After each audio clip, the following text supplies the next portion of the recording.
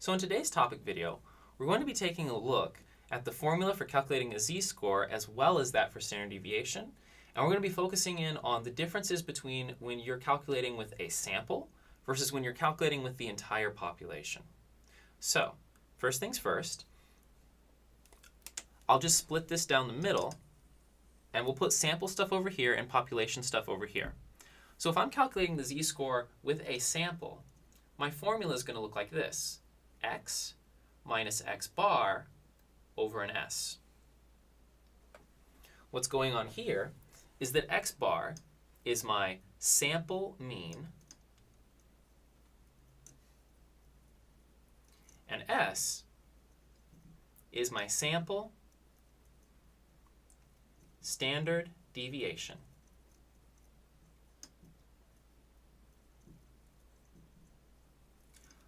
Let me go ahead and throw up the z-score formula for a population.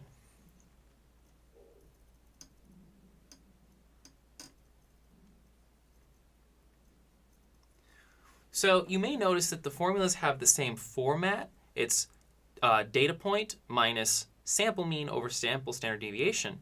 This is data point minus population mean over population standard deviation. So this is the Greek letter mu, not claiming I've written it perfectly, but that's my attempt to write it. And it's pronounced mu, and it is the population mean.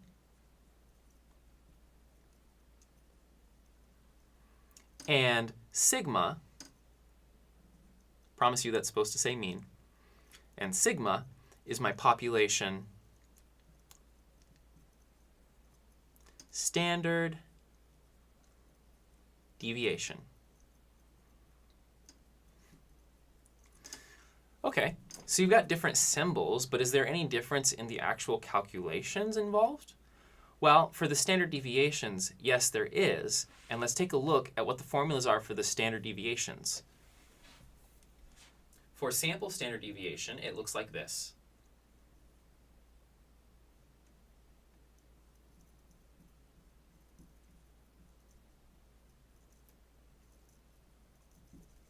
A new letter appeared.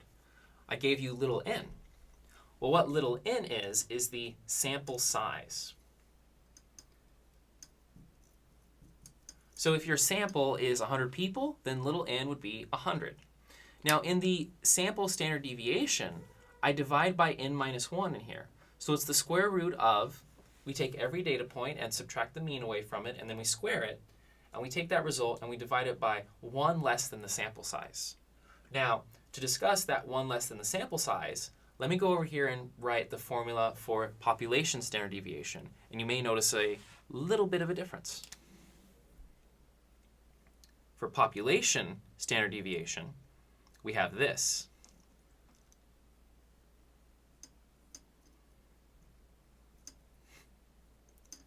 Over n, where n, big N, is the population size.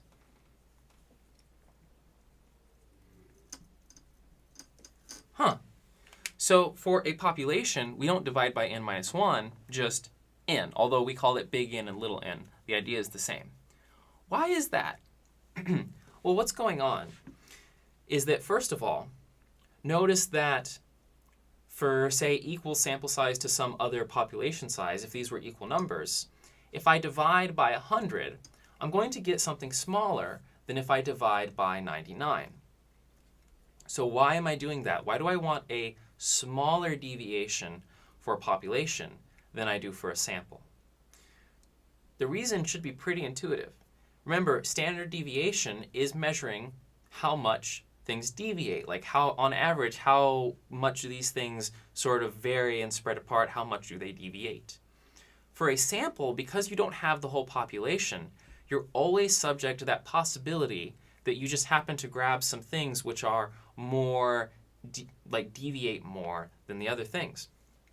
And so, how do we sort of correct for that, knowing that that's going to happen? Well, we make the standard deviation slightly bigger, right? If I divide by a smaller number, I'm going to get a larger result. And so my deviation is going to be a little bit larger for a sample than it is for a population. Again, all other things being equal.